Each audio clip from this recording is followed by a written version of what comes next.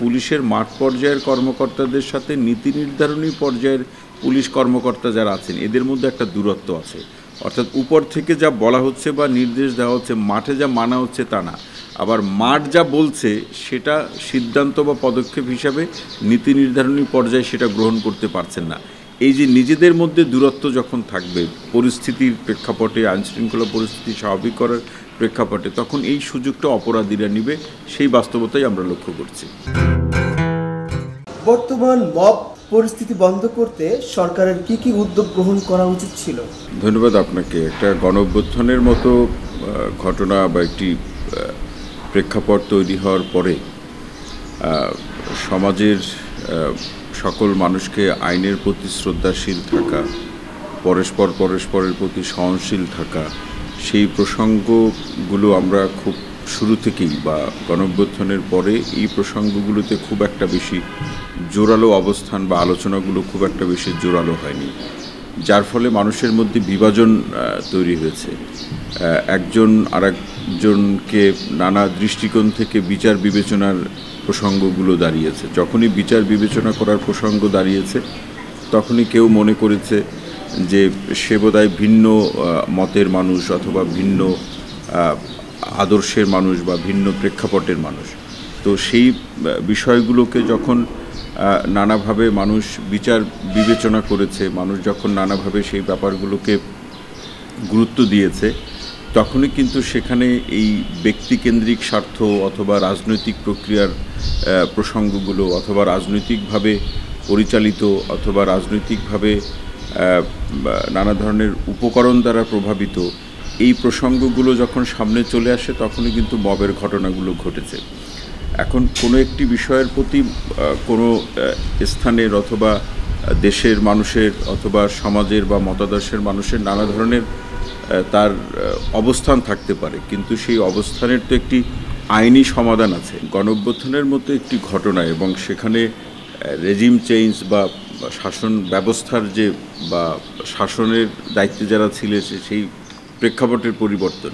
তো আমাদের দেশে রাজনৈতিক যে বাস্তবতা কিংবা যে প্রক্রিয়াগুলো আছে সেই প্রক্রিয়াগুলোর সাথে মিল রেখে বা সামঞ্জস্য রেখে সরকার শুরু থেকে ব্যাপকভাবে সচেতন করা, রাজনৈতিক দলগুলোকে সম্পৃক্ত করা, যে কোনো রাজনৈতিক দলের কোনো নেতাকর্মী যাতে এই প্রক্রিয়ার সাথে সম্পৃক্ত না হয়, মানুষকে সচেতন করা, কেউ মব সৃষ্টি করলে এর পেছনে যে বা যারা এখানে ইন্ধন দিয়েছে বা উস্কানি দিয়েছে এদের বিরুদ্ধে আইন অনুযায়ী ব্যবস্থা গ্রহণ করা। শুরু থেকে এটি করা সম্ভব হয়নি। সেটি না করার পেছনেও বেশ কিছু বাস্তবতা, গণঅভ্যুত্থানের পরবর্তী পরিস্থিতি। তো সেই পরিস্থিতিতে সরকারের কাছে মানুষের তো প্রত্যাশার জায়গাগুলো অনেক বেশি ছিল। তো সেই প্রত্যাশার প্রেক্ষাপটে মানুষকে যতক্ষণ পর্যন্ত একটি লক্ষ্যে অর্থাৎ দেশ এবং সমাজের ভালোর প্রশ্নে একত্রিত করা সম্ভব না হবে ততক্ষণ পর্যন্ত যে যার মতো করে সুযোগ বা সুবিধা নেওয়ার চেষ্টা করবে। তো সেই সূত্র ধরে বা সেই প্রসঙ্গকে সামনে রেখে সরকার শুরু থেকে, এখন সরকার সেটি করছে, কিন্তু এই কাজগুলো যদি শুরু থেকে সতর্কতার সাথে পালন করা সম্ভব হতো তখন এই যে মব কালচার অথবা মব ভায়োলেন্সের মতো প্রসঙ্গগুলো আসলে তৈরি হতো না। আইন শৃঙ্খলা পরিস্থিতির উন্নতি না করতে পারার কারণ কি? পুলিশের ব্যর্থতার কারণ কি? ধন্যবাদ আপনাকে। দেখুন, আইনশৃঙ্খলা পরিস্থিতির যে চিত্র আমরা দেখছি বা যতটুকু অবনতি দেখছি, আমরা লক্ষ্য করছি যে চুরি, ছিনতাই থেকে শুরু করে এমন কোনো অপরাধ নাই যা হচ্ছে না এই মুহূর্তে। এখন এই যে কোনো একটি দেশের অপরাধ পরিস্থিতি নিয়ন্ত্রণ করা বা গণঅভ্যুত্থানের মতো একটা ঘটনার পরে অপরাধ পরিস্থিতি নানা কারণে বেড়ে যেতে পারে, কিন্তু প্রশ্ন হচ্ছে যে এই গণঅভ্যুত্থানকে কেন্দ্র করে আইনশৃঙ্খলা বাহিনী কিন্তু সবচেয়ে বেশি চ্যালেঞ্জের মধ্যে দিয়ে যাচ্ছে। এখনও তাদের সেই চ্যালেঞ্জ আছে, কিন্তু এই দীর্ঘ 7 মাসেও তারা আইনশৃঙ্খলা পরিস্থিতি স্বাভাবিক করা, অপরাধীদেরকে বা আইনের আওতায় নিয়ে আসা, সাধারণ মানুষের জন্য একটা স্বস্তিদায়ক অবস্থা তৈরি করা, সেই প্রশ্নে তারা এককভাবে এই প্রেক্ষাপট বা প্রত্যাশাগুলো যে পূরণ করতে পারবে না সেটি কিন্তু কম বেশি বলা যেতে পারে সবাই সেটি বুঝতে পারছে। তাহলে সেখানের যে করণীয় জায়গাটি হচ্ছে যে আমরা অতীতে দেখেছি এই ধরনের পরিস্থিতিতে একটি সকলের জন্যই আইন মেনে চলার মতো পরিস্থিতি এবং আইনের প্রতি শ্রদ্ধাশীল থাকার প্রেক্ষাপটে বিভিন্ন অভিযানগুলো বিভিন্ন সময় পরিচালিত হয়েছে। সেই অভিযানগুলো যে মোটা দাগে বড় কোনো ফলাফল তৈরি করতে পেরেছে বিষয়টি এরকমও না। আবার পুলিশের যে ভঙ্গুর অবস্থা, বিশেষ করে গণঅভ্যুত্থানে তাদের যে প্রশ্নবিদ্ধ বা বিতর্কিত যে ভূমিকা ছিল, তার সূত্র ধরে তাদের যে নৈতিক এবং মনোবলগত যে সংকট তৈরি হয়েছে, সেই সংকটের প্রেক্ষাপটে যে আইন প্রয়োগ করবে সেই প্রয়োগের জায়গাতেও তাদের এক ধরনের দোদুল্যমানতা আছে, একটা দ্বিধা আছে যে আসলে তিনি আইন প্রয়োগ করতে গিয়ে নিরাপত্তা ঝুঁকির মধ্যে পড়ছেন, আইন প্রয়োগ করতে গিয়ে নানা প্রশ্নের মুখোমুখি হচ্ছেন। এই বাস্তবতা তো আছেই। এই বাস্তবতার সাথে আরও যে প্রসঙ্গগুলো যুক্ত হয়েছে, যে কারণে পুলিশ আসলে পেরে উঠছে না পরিস্থিতি নিয়ন্ত্রণ করতে, সেটি হচ্ছে যে মাঠের যে অপরাধ পরিস্থিতি, সেই অপরাধ পরিস্থিতির সাথে অপরাধ পরিস্থিতিকে বিবেচনায় যে ধরনের পদক্ষেপগুলো বা ব্যবস্থাগুলো পুলিশের পক্ষ থেকে গ্রহণ করা প্রয়োজন, সেই ব্যবস্থাগুলো কিন্তু পুলিশ গ্রহণ করতে পারেনি। আবার পুলিশ যেগুলো গ্রহণ করেছে এগুলো মাঠের অপরাধ পরিস্থিতিকে নিয়ন্ত্রণ করার মতো না। এবং এই ব্যবস্থাগুলো বাস্তবায়নের প্রশ্নে পুলিশের যে বিভিন্ন পর্যায়ে যে বদলি অথবা যে পদায়নগুলো হয়েছে, এটা যেটা হয়েছে ঢাকার কথা যদি আমরা উদাহরণ হিসাবে উল্লেখ করি, যে ঢাকার অপরাধ পরিস্থিতি দেশের অন্যান্য জায়গার বা স্থানের অপরাধ পরিস্থিতি থেকে ভিন্ন। যারা নতুন করে দায়িত্বে এসেছেন ঢাকার বিভিন্ন জায়গাতে, অনেকেরও হয়তো এই ঢাকার অপরাধ পরিস্থিতি, অপরাধীদের চেনে ওঠা, সেটি তার সময় লাগবে।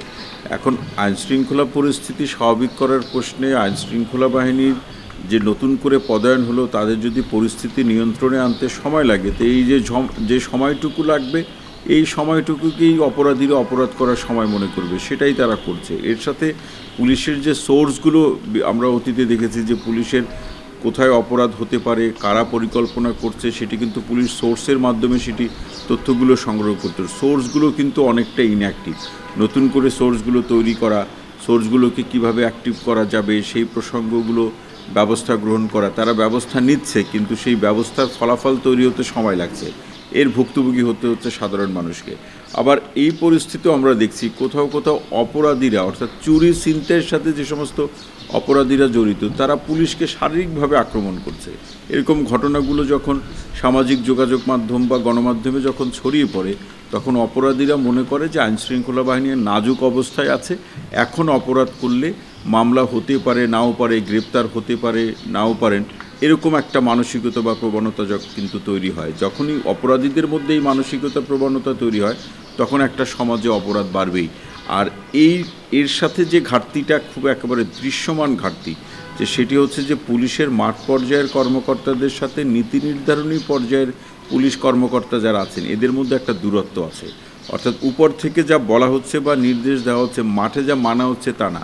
আবার মাঠ যা বলছে সেটা সিদ্ধান্ত বা পদক্ষেপ হিসাবে নীতি নির্ধারণী পর্যায়ে সেটা গ্রহণ করতে পারছেন না। এই যে নিজেদের মধ্যে দূরত্ব যখন থাকবে পরিস্থিতির প্রেক্ষাপটে, আইনশৃঙ্খলা পরিস্থিতি স্বাভাবিক করার প্রেক্ষাপটে, তখন এই সুযোগটা অপরাধীরা নিবে, সেই বাস্তবতাই আমরা লক্ষ্য করছি।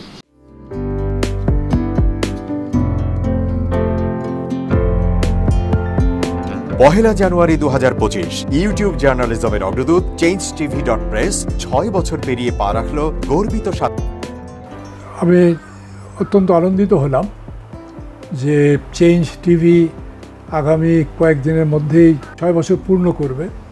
আর হাঁটি হাঁটি পা পা করে চলা শুরু করে এখন সে বেশ দৌড়াদৌড়ি করছে বলা যেতে পারে। ও নামটাও অত্যন্ত বলবো যে সিগনিফিক্যান্ট, যে চেঞ্জ, এই গণঅভ্যুত্থান কিন্তু চেঞ্জ চেয়েছে। সেই হিসেবে তোমার টেলিভিশনের, তোমার এই চ্যানেলের নামের একটা যথেষ্ট মিল পাওয়া যায়। আমার প্রত্যাশা যে এই গণঅভ্যুত্থানের যে প্রত্যাশা, যে আশা আকাঙ্ক্ষা, চেঞ্জ টিভি সেটিকে এগিয়ে নিয়ে যাবে। তোমাকে শুভেচ্ছা। চেঞ্জ টিভি যারা সম্পৃক্ত আছেন, যারা কর্মী আছেন, সামনে পেছনে সকলকে আমার শুভেচ্ছা। changetv.press এক ফোঁটা হলুদ নেই। Online TV channel change TV 6 বছর ধরে ওনারা কাজ করে যাচ্ছেন। ইতিমধ্যে জনগণের হৃদয়ে স্থান করে নিয়েছেন। প্রায় 22 লাখ সাবস্ক্রাইবার আছে এর। আর যে কোনো অনুষ্ঠান 10 লাখের মতো মানুষ এটা প্রতিদিন মানুষ দেখে থাকে। আমিও এই চ্যানেল নিয়মিত দেখি।